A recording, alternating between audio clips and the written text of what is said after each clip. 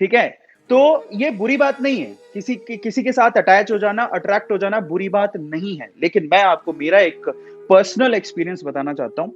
मैंने लाइफ में सिर्फ एक ही बात सोची, और ये मैं विद रिस्पेक्ट बोल रहा हूँ, आप लोगों को विद रिस्पेक्ट ये बात बताना चाहता हूँ आज, ठीक है? तो आप लोग ध्यान से सुनिएगा।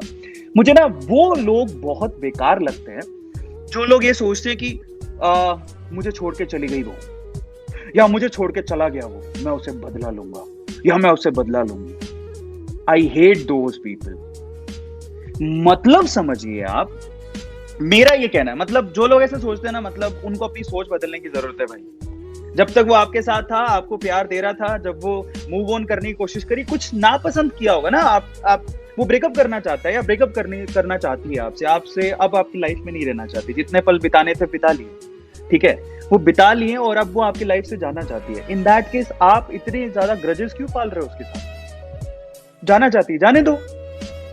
और लाइफ में ना एक बात ध्यान रखना, रिलेशनशिप ऐसे कभी भी मेंटेन नहीं होते आप जबरदस्ती किसी को बांध के बैठ जाओ, नहीं मैं तुझे नहीं जाने दूंगा। ऐसे कौन से रिलेशनशिप मेंटेन होते हैं?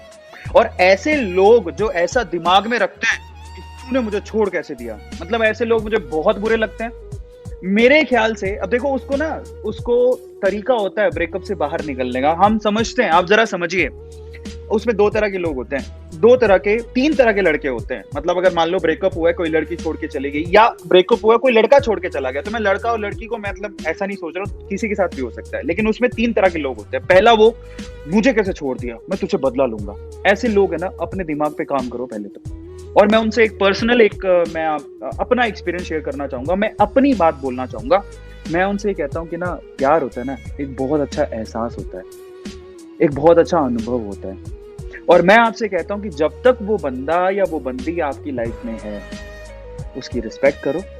और एक और बात बताता हूं, एक बुरी बात, जो सबसे बुरी बात लगती है मेरे को, जैसे ही ब्रेकअप होता है ना, अब देखो, जब तक तुम साथ थे, एक दूसरे को नजदीक से देखा है, आप एक दूसरे की अच्छी बातें जानते हो, तो एक दूसरे की बुरी बातें भी जानते हो, एक दूसरे के सीक्रेट्स भी जानते हो।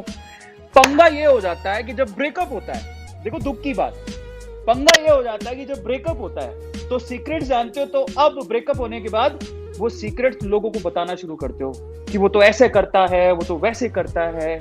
सीक्रेट्स बाहर निकलने लगते हैं।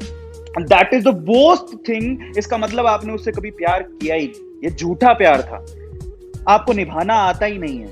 देखिए, मैं आपको बताऊं, एक्चुअल में प्यार का तभी पता लगता है जब आप ब्रेकअप के बाद आप उसके साथ कैसे बिहेव करते हो ना, आप तब सच में समझ पाते हो कि क्या आप सच में उससे प्यार करते थे या सिर्फ टाइम पास था।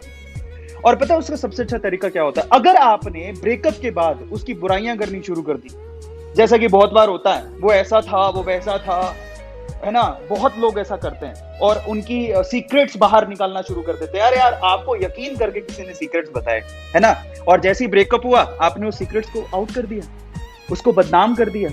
ऐसा बहुत बार होता है, और ऐसा बहुत सारे लोगों के साथ। अच्छा, कुछ प्राइवेट वीडियोस थी, वो बाहर निकाल दी, प्राइवेट लेटर्स थे, वो बाहर निकाल दिए। समझ रहे हो? तो आप वो प्यार नहीं था, समझ रहे हो? और उसके बाद तो मतलब इतनी बुरी हालत हो जाती कि आप एक मजाक का पात्र बन जाते हो सामने वाले के लिए। वो सिर्फ मजे ले रहे हैं, लोगों को सिर्फ मजा चाहिए। आपने क्या किया? उनको मजा दिया। आपका ब्रेकअप आखिरी ब्रेकअप था, और उसके बाद जब आपने सीक्रेट बाहर डाल दिए, तो लोग उसके मजे ले रहे हैं और कुछ नहीं। मैं आपको उस सिचुएशन में ना मेरा एक एक्सपीरियंस बताता हूं। मैंने जिंदगी में एक ही चीज सीखी है, वो ये कि जब तक किसी के साथ हो ना, उसकी कंपनी को एंजॉय करो। और अगर वो कोई सीक्रेट शेयर करता है, तो उन सीक्रेट्स को ना वो बहुत भरोसे के साथ शेयर करता है। समझ रहे हो आप? बहुत भरोसे के साथ शेयर करता है। तो आपको कभी भी उसका भरोसा तोड़ना नहीं है, चाहे वो आपके साथ है या नहीं है। उसी को सच्चा प्यार बोलते हैं।